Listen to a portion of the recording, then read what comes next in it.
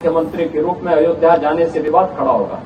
हमने कभी विवाद खड़ा होता तो होने दीजिए। एक वर्ग ऐसा था जिसने कहा कि आप जाएंगे फिर राम मंदिर की बात होगी, तो मैंने कहा कौन हम सत्ता के लिए आए हैं, राम मंदिर के लिए सत्ता भी गंवानी पड़ेगी तो कोई समस्या नहीं होनी चाहिए। आज भी आप देखते होंगे हम लोगों ने 2017 में जब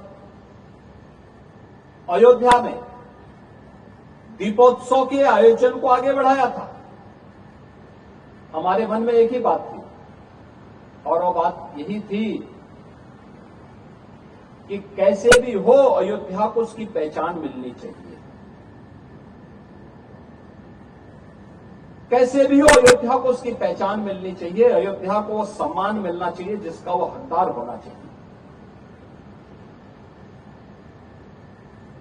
एक द्वंद्व था जब अयोध्या में पहली बार आने की बात हुई। यद्यपि मेरी 3 पीढ़ियां श्री राम जन्मभूमि आंदोलन के लिए समर्पित थी, मुझे कोई समस्या नहीं थी, लेकिन शासकीय व्यवस्था जिस नौकरशाही से जकड़ी होती है, उस नौकरशाही में एक बड़ा वर्ग ऐसा था जो कहता था कि मुख्यमंत्री के रूप में अयोध्या जाने से विवाद खड़ा होगा।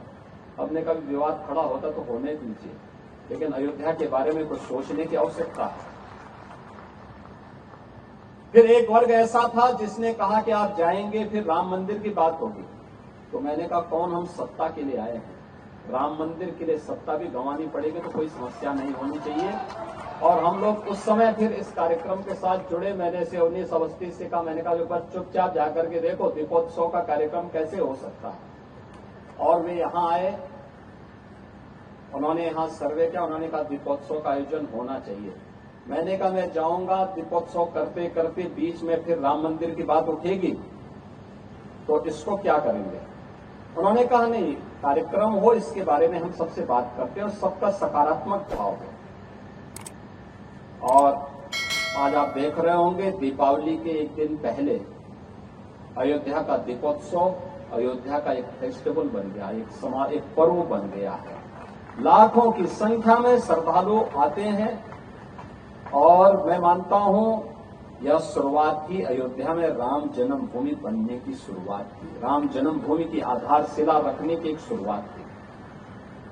अभी मैं जन्मभूमि दर्शन करके आ रहा हूं। मैं गत वर्ष अयोध्या में आए हुए श्रद्धालुओं की संख्या को देख रहा था और मैंने 2015-16 में भी कितने श्रद्धालु यहां आए, 16-17 में कितने आए, वो आंकड़ों को भी देख रहा था। एक समय था जब पूरे वर्ष भर में केवल 2,34,000 श्रद्धालु यहां पर आए थे 16-17 में। और मैं गत वर्ष के आंकड़े देख रहा था, गत वर्ष अयोध्या धाम में श्रद्धालुओं की संख्या आई थी 16 करोड़। आप अनुमान करिए क्या 2,34,000 और 16 करोड़ में कोई अंतर ही नहीं है। अभी आप देख रहे होंगे लाखों लोग अयोध्या में आज भी दर्शनार्थ आए थे। लोग चाहते थे, लेकिन लीडरशिप का अभाव था, लोग उसको आगे नहीं बढ़ने देना चाहते थे, सही जानकारी और सही तथ्यों को सामने नहीं आने देना चाहते थे। लेकिन हम सब आभारी हैं प्रधानमंत्री मोदी जी के, जिन्होंने विरासत और विकास को एक साथ जोड़ करके भारत की परंपरा को उस गौरव के साथ आगे बढ़ने के लिए प्रेरित किया। और मुझे लगता है कि आज के दिन पर वह लेखनी का आधार बनना चाहिए, क्योंकि जो लेखनी आज होगी वह आने वाली पीढ़ी के लिए धरोहर बनेगी, आने वाली पीढ़ी के लिए एक प्रेरणा बनेगी। कैसे भारत का नेतृत्व बदलने के साथ ही भारत एक नए भारत के बारे में सोचने लग गया, एक भारत श्रेष्ठ भारत के बारे में सोचने लग गया। एक समय था जब भारत का वासी अपने आप को भारतीय कहने में थोड़ा संकोच करने लग गया था। उत्तर प्रदेश का वासी अपनी पहचान को छुपाता था। ज्यादा समय नहीं, 1 दशक पहले की स्थिति थी, और आज क्या परिवर्तन आया है। जो नहीं भी होगा उत्तर प्रदेश का, वो भी कहता मैं भी उत्तर प्रदेश का हूं। जो नहीं भी होगा भारत का, वह मुख्यमंत्री के रूप में अयोध्या जाने से विवाद खड़ा होगा। हमने कभी विवाद खड़ा होता तो होने दीजिए। एक वर्ग ऐसा था जिसने कहा कि आप जाएंगे फिर राम मंदिर की बात होगी, तो मैंने कहा कौन हम सत्ता के लिए आए हैं, राम मंदिर के लिए सत्ता भी गंवानी पड़ेगी तो कोई समस्या नहीं होनी चाहिए। आज भी आप देखते होंगे हम लोगों ने 2017 में जब अयोध्या में दीपोत्सव के आयोजन को आगे बढ़ाया था, हमारे मन में एक ही बात थी और वो बात यही थी कि कैसे भी हो अयोध्या को उसकी पहचान मिलनी चाहिए,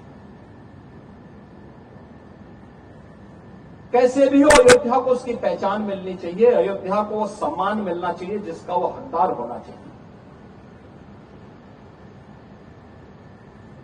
एक द्वंद्व था जब अयोध्या में पहली बार आने की बात हुई।